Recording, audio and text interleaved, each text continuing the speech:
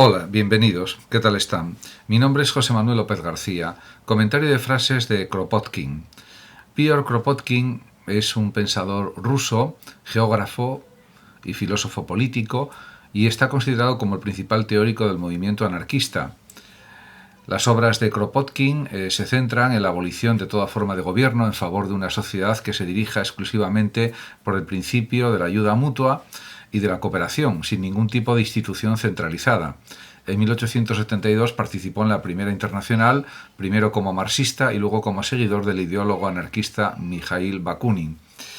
A partir de ahora comentaré algunas frases de este filósofo anarquista. La primera dice: somos utopistas tanto que llegamos a creer que la revolución debe y puede garantizar a todos alojamiento, vestido y pan. En efecto, diríamos el utopismo, que como sabemos deriva del término topos, lugar, y sin lugar, que surgió sobre todo con la obra Utopía de Tomás Moro, aunque también podemos pensar que la República de Platón era otra forma de utopía, porque no se llegó a realizar en ningún país concreto, ni en ninguna ciudad-estado concreta diríamos, de la Edad Antigua, diríamos que plantea la necesidad, al igual que está desarrollado diríamos en la obra de Tomás Moro, una especie de garantía de que todos van a poseer un cierto nivel de bienestar mínimo, que es el acceso al alojamiento, a la comida y a la ropa. En este sentido, esta es una aspiración, por supuesto, también de Marx, de Engels y de otros pensadores anarquistas, como por ejemplo Proudhon, y como otros muchos filósofos, tanto socialistas, marxistas, como diríamos también anarquistas. Otra de las frases de Kropotkin, que es muy interesante, es la siguiente: el origen del Estado y su razón de ser estriba en el hecho de que trabaja en favor de las minorías y en contra de las mayorías. Y esta es una gran verdad, porque no solamente en el siglo XIX, en el que vivió Kropotkin, sino también en el siglo XX y en el siglo XXI. Generalmente el poder político depende de minorías que están en las altas esferas del poder económico, de la alta política, y que controlan en general tanto la economía de un país como otra serie de recursos. Y en ese sentido, esto se nota más todavía, por ejemplo, en países de Latinoamérica, Centroamérica fundamentalmente, América del Sur, en el que hay estados en los que realmente esto se nota de una manera muy clara, el que hay una minoría de la población que detenta el poder de la riqueza y que eso influye también en la forma política de gobierno, que suele ser una forma realmente dictatorial en muchos casos, etcétera. Y esto también sucede, por supuesto, en otras partes del mundo, en África, por ejemplo, etcétera. En relación con la cuestión de la educación, Kropotkin señala en una de sus frases lo siguiente: también la educación es privilegio de minorías. ¿Qué educación recibe el obrero que a los 13 años baja a las minas o va a cultivar el campo? En ese sentido, las condiciones de vida y las condiciones laborales del siglo XIX eran realmente escalofriantes. Y es entendible que dijera este tipo de frases. Kropotkin también tiene una obra muy conocida, que es La conquista del pan, y otras muchas obras, y en ella se refleja esta situación de esclavitud en el trabajo, podríamos decir, y que tiene que cambiar de una forma radical para que haya un bienestar generalizado para todas las personas, por lo menos un bienestar mínimo, unas condiciones de vida mínimamente adecuadas, de tal forma que puedan vivir con dignidad y que tengan acceso a una vida aceptable, una vida adecuada. También realiza Kropotkin críticas muy duras contra los términos ambiguos, la grandilocuencia de las grandes palabras, por supuesto, y sobre todo en relación con las palabras referidas al derecho, a los derechos de todos, que efectivamente, desde un punto de vista retórico, son muy efectivas, pero en la realidad tienen pocos resultados. Y por eso dice la siguiente frase: dejemos atrás las formas ambiguas que dicen derecho al trabajo o a cada uno el producto íntegro de su labor. Nosotros proclamamos el derecho al bienestar, el bienestar para todos. Porque si eso no sucede, no hay auténtico bienestar social, auténtico bienestar individual, podríamos decir. Por lo tanto, esos derechos se tienen que concretar en la práctica diaria, en las decisiones políticas que se tomen en cada momento, cada día, cada hora, para conseguir ese resultado. Y en ese sentido, cualquier tipo de anarquismo colectivista, como por ejemplo el de Bakunin, o cualquier marxismo, cualquier comunismo o socialismo, pues tiene que plantearse las necesidades de los ciudadanos y la forma de solucionarlas de una manera rápida, de una manera ágil, de una manera efectiva, porque es de lo que se trata. Y además, esto se puede decir que cuando hay necesidades sociales grandes, generalmente se toman medidas extraordinarias. Lo que sucede es que esas medidas extremas habría que tomarlas siempre, porque desde el momento en que haya un cierto número de personas que estén pasando hambre, que estén pasando necesidad, pues hay que tomar las medidas extraordinarias apropiadas para evitar ese tipo de situaciones. Actualmente, con el ingreso mínimo vital o ingreso mínimo básico, se pueden solucionar ese tipo de situaciones de indefensión y de marginación de un cierto número de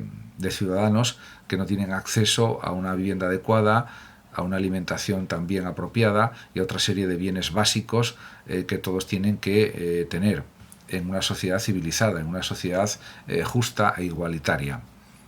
Otra de las frases que se puede comentar de Kropotkin es la siguiente: lo que la humanidad observa en el hombre verdaderamente moral es su energía plena de vida, que le empuja a dar su inteligencia, sus sentimientos, sus actos sin pedir nada a cambio.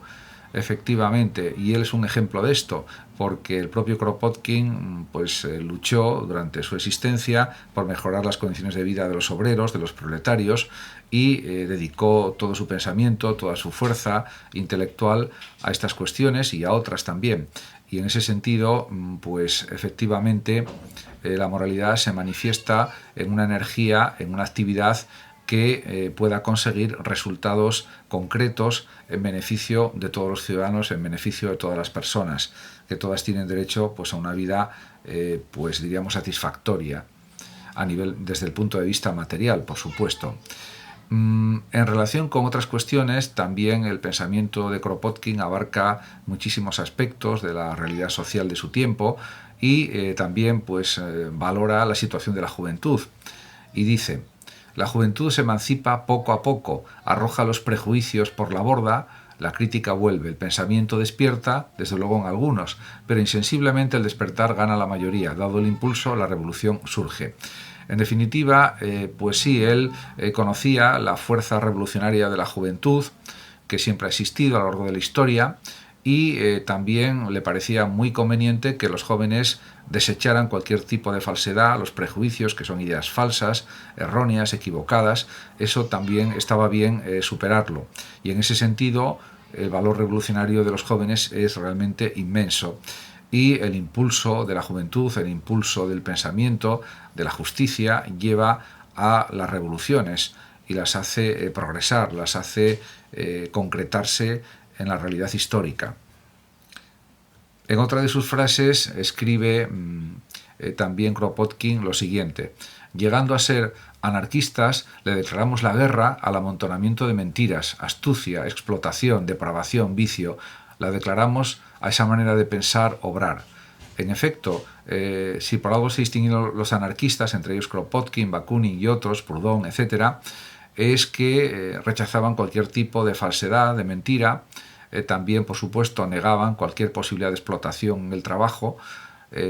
También pues rechazaban a la gran burguesía porque era la que explotaba a los trabajadores, y decían que había que cambiar totalmente el sistema capitalista, de hecho eliminarlo, porque no había forma de reformarlo para que se evitaran este tipo de explotaciones y de depravaciones. Y en ese sentido, si valoramos cómo era la situación en el siglo XIX, podemos decir que estaban en lo cierto. Lo que sucede es que esa situación cambió con la llegada del siglo XX y con nuevas formas del capitalismo, del neocapitalismo al neoliberalismo, el capitalismo salvaje, etc. Y esto pues ya deja de tener tanta significación o tanto sentido, porque ahora también pues hay un sistema de explotación por parte del capitalismo neoliberal, pero hay otras formas de combatirlo, o hay otras maneras de buscar diríamos con medidas como el ingreso mínimo vital y otras similares, estos desajustes, estas desigualdades tremendas que afectan a determinadas clases sociales, a determinados niveles de renta, que son bajos, para igualar más la situación económica de los ciudadanos. Entonces hay sistemas de redistribución, como el ingreso mínimo vital, insisto, y otros similares, o el salario social, etcétera, o de determinado tipo de subvenciones económicas por distintas cuestiones. También el subsidio de paro, que puede ser extensible mientras dure la situación de desempleo y que no sea simplemente de una duración de 2 o 3 años, sino que se extienda mientras el trabajador necesite la subvención de desempleo. Todo este tipo de medidas son las que pueden luchar con éxito contra esta desigualdad económica tremenda que existe en la sociedad incluso del siglo XXI. Esto se ha aprendido durante el siglo XX y también durante el siglo XXI y pues hay formas de actuar por parte del Estado político para remediar este tipo de situaciones de explotación, de indefensión económica, de bajos sueldos, de precariedad en el trabajo, etcétera, etcétera, con nuevos mecanismos y nuevos sistemas de redistribución como estos que he señalado anteriormente. En otra de sus frases dice Kropotkin lo siguiente: se comprende fácilmente que sin respeto, simpatía ni apoyo mutuo la especie degenera, pero eso no importa o no le importa a la clase directiva, inventa toda una ciencia falsa para probar lo contrario. En efecto, Kropotkin conocía muy bien cómo era la justificación retórica de la gran burguesía o de la burguesía en general para seguir manteniendo el sistema de explotación, el trabajo, la plusvalía, etcétera, y realmente daba argumentos muy poderosos, muy potentes contra ese tipo de justificación falsa de la realidad capitalista, de la explotación del trabajo en el capitalismo. Y por lo tanto, diríamos que eso para él también era una muestra de la falta de respeto de los grandes burgueses contra la masa de asalariados, contra la masa de proletarios o de obreros que trabajaban, diríamos, excesivo número de horas cada día para llenar los bolsillos de los grandes burgueses y enriquecerlos cada vez más. Ante ese tipo de situación, Kropotkin consideraba que eso era también una falta de simpatía, una falta de respeto, una falta de apoyo mutuo, una falta de solidaridad y de fraternidad de unos hombres con otros. Por supuesto, esto refleja el egoísmo total que existe en la especie humana de forma general y eso se nota más especialmente en el ámbito de la economía. Por otra parte,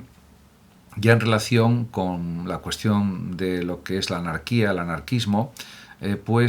hay una frase en la que, o varias frases, un pequeño párrafo en el que Kropotkin explica estas cuestiones y dice: la palabra anarquía, que implica la negación del orden actual e invoca el recuerdo de los más bellos momentos de la vida de los pueblos, no está bien elegida para calificar a una falange de hombres que va a la conquista de un porvenir de libertad y amor para nuestra especie. En definitiva, esto suena al cristianismo,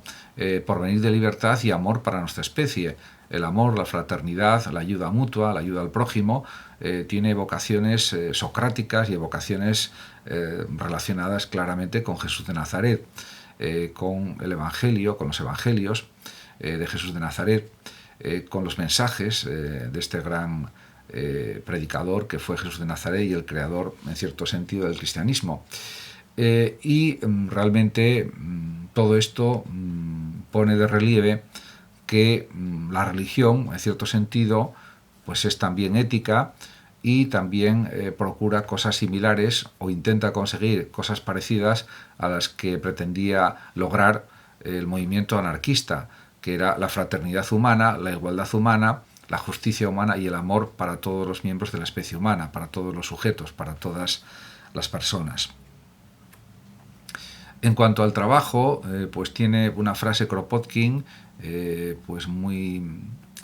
clara, que es la siguiente, o un pequeño párrafo, podemos decir. El trabajo, la labor, dice Kropotkin, es una necesidad psicológica, la necesidad de gastar la energía física acumulada, una necesidad que es en sí la salud y la vida. Si tantas clases de trabajo útil son hechas ahora de mala gana, es únicamente porque imponen un exceso de trabajo o no están bien organizadas.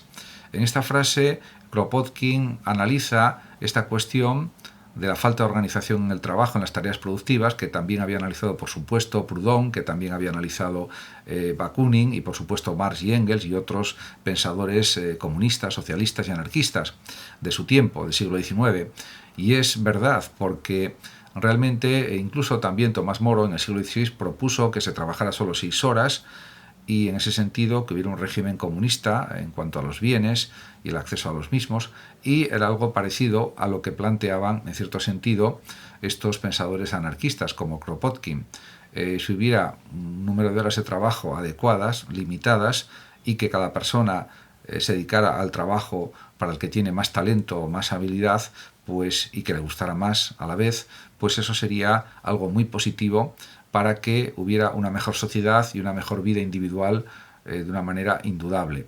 Lo que sucede es que hace falta muchísima organización para evitar los excesos en el trabajo por parte de los capitalistas que quieren explotar la fuerza de trabajo de una manera desproporcionada, causando un gran mal a la clase obrera, y todo esto habría que organizarlo de una manera científica, de una manera rigurosa, pensando en el bienestar de todas las personas del mundo, del planeta. Y esto es lo que habría que hacer. Lo que sucede es que en el siglo XIX eso parecía algo muy utópico, y ahora en el siglo XXI también lo sigue pareciendo, porque con la masa de población que existe en el mundo, 7.800 millones de personas, y las situaciones que existen en el tercer mundo, sobre todo en África, en partes de Asia, en América del Sur, etc., pues las grandes desigualdades económicas y sociales parece una tarea realmente hercúlea el organizar de una manera mejor, diríamos, el ámbito de lo laboral, de tal manera que no haya estos excesos en el ámbito de trabajo, y que muchas personas todavía tengan que trabajar demasiadas horas cada día para poder subsistir, para poder sobrevivir. Esto tendría que cambiarse radicalmente con una buena organización y control del trabajo en todos los países del mundo. Muchas gracias a todos por su atención, saludos como siempre a los oyentes de Radio Sofando de México, y por último decir que el que lo desee puede compartir este vídeo en sus redes sociales, darle like o suscribirse a mi canal de YouTube. Hasta siempre.